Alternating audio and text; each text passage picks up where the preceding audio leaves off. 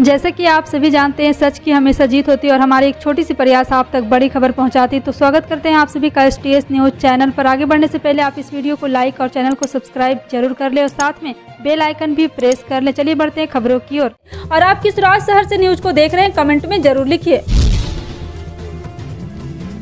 बता दें, रूस और यूक्रेन के बीच 32 दिनों से युद्ध चल रहा है। अभी तक इस युद्ध में हजारों सैनिकों के मारे जाने का दावा किया गया है। वहीं यूक्रेन की समाचार वेबसाइट द क्यू इंडिपेंडेंट ने बताया कि 24 फरवरी से युद्ध शुरू होने के बाद से रूस के 16,600 सैनिक मारे गए हैं। इसके कहा है कि इस युद्ध में यूक्रेन ने रूस के 582 टैंकों को तबाह किया है। यूक्रेन के मीडिया का यह दावा तब सामने आया जब कुछ दिन पहले ही रूस ने कहा था कि यूक्रेन में चल रहे सैन्य अभियान में उसके 1351 सैनिक मारे गए हैं। यूक्रेन की मीडिया रिपोर्ट के मुताबिक रूस को युद्ध में बड़ा नुकसान हुआ। रूस के 16,664 बख्तरबंद वाहन, 121 विमान, 127 हेलीकॉप्टर आदि को तबाह किया गया। वहीं शुक्रवार को रूस ने कहा था कि उसने युद्ध में 1351 सैनिकों को खोया है, जबकि 3,825 सैनिक घायल हुए थे। हालांकि नाटो ने 7,000 से 15,000 रूसी सैनिकों को मारे जाने का अनुमान लगाया है। शनिवार को पश्चिमी अधिकारियों ने दावा किया है कि इस युद्ध में रूस के 7 रूसी जनरल मारे गए। उन्होंने कहा है कि क्रेमलिन ने इस महीने की शुरुआत में एक शीर्ष रैंकिंग के अधिकारी को बर्खास्त भी किया। कार्रवाई में रूस के 49वीं संयुक्त सशस्त्र सेना के कमांडर लेफ्टिनेंट जनरल याकोवा रेजान्स्की भी मारे गए।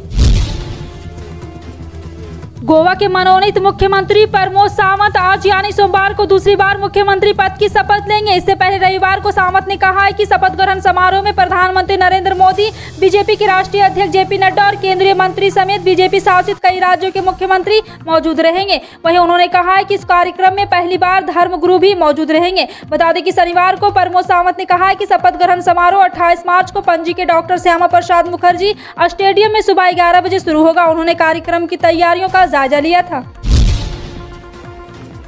Uttar Pradesh basic education board द्वारा आयोजित टीचर एलिजिबिलिटी टेस्ट का रिजल्ट जल्द ही जारी किया जाएगा। परीक्षा खत्म होने के लंबे समय से उम्मीदवार रिजल्ट जारी होने का इंतजार कर रहे हैं। यूपीटीईटी परीक्षा के परिणाम आधिकारिक वेबसाइट updla.government.in पर जारी की जाएगी। इस परीक्षा में शामिल होने वाले उम्मीदवार वेबसाइट पर जाकर रिजल्ट देख सकते हैं। पहले यूपीटीईटी 2021 से 22 का रिजल्ट 25 फरवरी 2022 को घोषित होना था, लेकिन विधानसभा चुनाव के चलते रिजल्ट टाल दिया गया।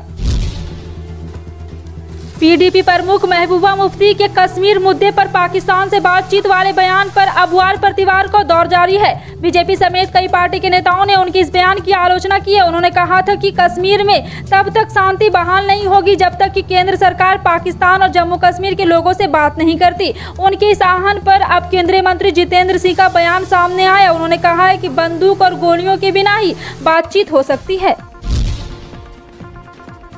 केंद्रीय गृह मंत्री अमित शाह ने CPF जवानों को अपने परिवार के साथ कम से कम 100 दिन बिताने की अनुमति देने का एक महत्वाकांक्षी प्रस्ताव पेश किया है, जिसके जल्द ही लागू होने की संभावना है। गृह मंत्रालय ने नीति के कार्यान्वयन में देरी के मुद्दों को सुलझाने के लिए इस महीने की शुरुआत में कई बैठकें की है। नीति का उद्देश्य काम से संबंधित तनाव को कम करना और लगभग 10 लाख सैनिक और अधिकारियों की खुशी को बढ़ाना है, जो कुछ सबसे चुनौतीपूर्ण पर्यावरणीय परिस्थितियां और दूर दराज के स्थानों में कठिन कर्तव्य का पालन करते हैं। मध्य प्रदेश के मुख्यमंत्री शिवराज सिंह चौहान ने रविवार को कहा है कि मुख्यमंत्री कन्या विवाह योजना में दी जाने वाली राशि को 51,000 रुपये से बढ़ाकर 55,000 रुपये किया जाएगा। मध्य प्रदेश जनसंपर्क विभाग के एक अधिकारी ने बताया कि मुख्यमंत्री चौहान ने मध्य प्रदेश मंत्रिमंडल के 2 दिवसीय चिंतन शिविर में आखिरी दिन बैठक को संबोधित करते हुए ये बात कही। यह चिंतन शिविर हिल स्टेशन पंचमढ़ी में शनिवार से चल रहा था। बीते दिनों रेलवे के निर्माण कार्यों के चलते कई ट्रेनें रद्द रहीं और कुछ का रूट बदला गया। ऐसे में बिहार के विभिन्न शहरों के यात्रियों को परेशानी उठानी पड़ी थी। एक बार फिर कुछ ट्रेनों के रूट में बदलाव किया गया है। इसके कारण बिहार के शहरों से गुजरने वाले इन ट्रेनों के यात्रियों को इससे कुछ मुश्किलों का सामना करना पड़ सकता है। ये ट्रेनें कौन है? जी हाँ, नजर डाल लीजिए। जानकारी के मुताबिक लखनऊ मंडल के अमेठी मिसरौली अंतु स्टेशन पर NI का काम शुरू होने के कारण इस रेलखंड खुलने व गुजरने वाली 5 ट्रेनों का मार्ग बदला गया है।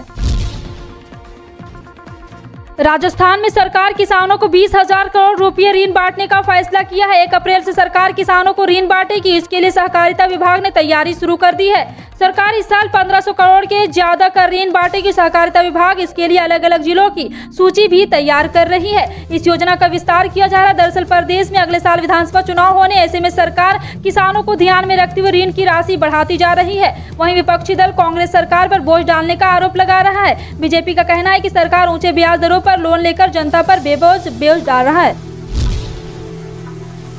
इस साल अमरनाथ यात्रा 30 जून से शुरू होगी और 43 दिनों तक चलेगी। जम्मू कश्मीर के उपराज्यपाल कार्यालय ने अमरनाथ यात्रा को लेकर ट्वीट किया। यात्रा का कार्यक्रम तय करने का फैसला उपराज्यपाल मनोज सिन्हा की अध्यक्षता में हुई श्री अमरनाथ जी श्राइन बोर्ड की बैठक में लिया गया। साल 2019 में अमरनाथ यात्रा बीच में ही रद्द कर दी गई थी। यह ठीक उससे पहले हुआ जब जम्मू कश्मीर का विशेष राज्य का दर्जा हटाया गया था और उसे 2 केंद्र शासित प्रदेशों में विभाजित कर दिया गया था। राज्यपाल सिन्हा का कार्यकाल ने ट्वीट किया, आज श्री अमरनाथ जी श्राइन बोर्ड की बैठक हुई। 43 दिवसीय पवित्र तीर्थ यात्रा 30 जून को सभी कोविड प्रोटोकॉल के साथ शुरू होगी।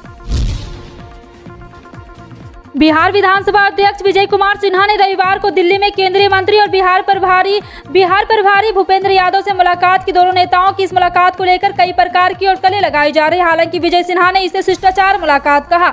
इसी महीने बिहार विधानसभा में मुख्यमंत्री नीतीश कुमार और विजय सिन्हा के बीच तीखी बहसबाजी हुई थी। इसके बाद विजय सिन्हा अगले दिन सदन में नहीं आए थे। साथ ही आने वाले दिनों में बिहार भाजपा और नीतीश सरकार में कुछ बदलाव की संभावना है। इतना ही नहीं, 23 अप्रैल को केंद्रीय गृह मंत्री अमित शाह भी बिहार आ रहे हैं।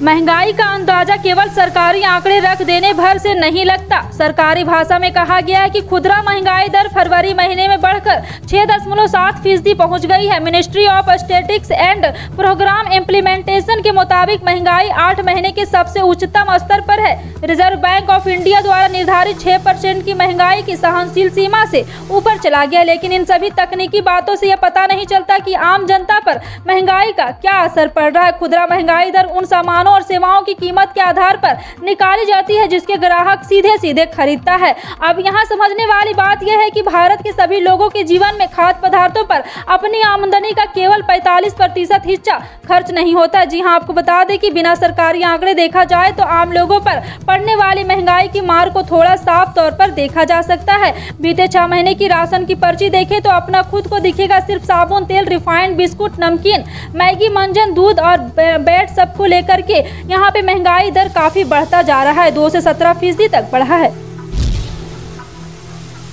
देश में इन दिनों पेट्रोल डीजल के दाम में वृद्धि लगातार जारी है। रविवार यानी कि 27 मार्च को उत्तर प्रदेश में तेल के दाम में फेरबदल किया गया।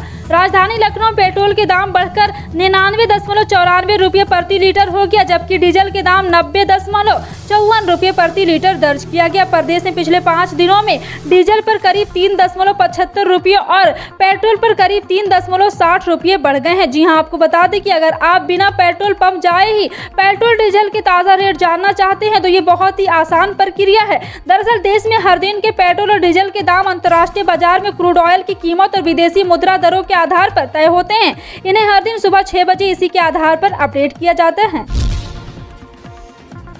आम आदमी पार्टी ने पंजाब जीत के बाद राजस्थान में अपनी निगाहें जमा दी है। आपकी ओर से राजस्थान में पंजाब की जीत का जश्न मनाए, वहीं अपने चुनाव प्रचार अभियान की भी शुरुआत भी कर दी है। प्रदेश स्तरीय कार्यकर्ता सम्मेलन में पार्टी के राष्ट्रीय प्रवक्ता सांसद संजय सिंह ने भाजपा और कांग्रेस पर जमकर प्रहार किया। इस मौके पर आप नेताओं ने नारा दिया है कि दिल्ली पंजाब के बाद अब राजस्थान की बारी, यहाँ भी जल्द भाग मिल्खा भाग की तर्ज पर भाग भाजपा भाग मूवी बनेगी। राजधानी जयपुर के बिरला सभागार में रविवार को आयोजित कार्यकर्ता सम्मेलन में बड़ी संख्या में लोगों ने आम आदमी पार्टी की सदस्यता ग्रहण की है। इनमें पूर्व IPS दिलीप जाखड़ सहित कई सरपंच और नेता शामिल हैं। मार्च के महीने में ही मई जून की गर्मी झेल रहे उत्तर भारत के आने वाले 4-5 दिन काफी कष्ट भरे हो सकते हैं, क्योंकि भारतीय मौसम विभाग ने अपने ताज़ा अपडेट में कहा है कि राजस्थान, मध्य प्रदेश और गुजरात समेत नॉर्थ इंडिया के कई राज्यों में अगले 5 दिन लू चलने का अनुमान है और बारिश चलने के आसार नहीं है, जिसकी वजह से लोगों को भीषण गर्मी की मार सहनी पड़ेगी। उत्तर भारत के कई राज्यों में मौसम शुष्क बना रहेगा, तो वहीं राजधानी दिल्ली का पारा भी काफी चढ़ा हुआ है। मौसम विभाग के मुताबिक न्यूनतम तापमान सामान्य से 2 डिग्री अधिक 20.4 डिग्री सेल्सियस दर्ज किया गया और आने वाले दिनों में भी इसका यही हाल रहने वाला है। फिलहाल आपका इन सभी खबरों पर क्या कहना है कमेंट सेक्शन में टाइप करके जरूर बताएं। पल पल की अपडेट जानने के लिए जुड़े हैं आप अपने NTS न्यूज चैनल से। मिलते हैं अगली बड़ी खबर में, तब तक के लिए जय हिंद।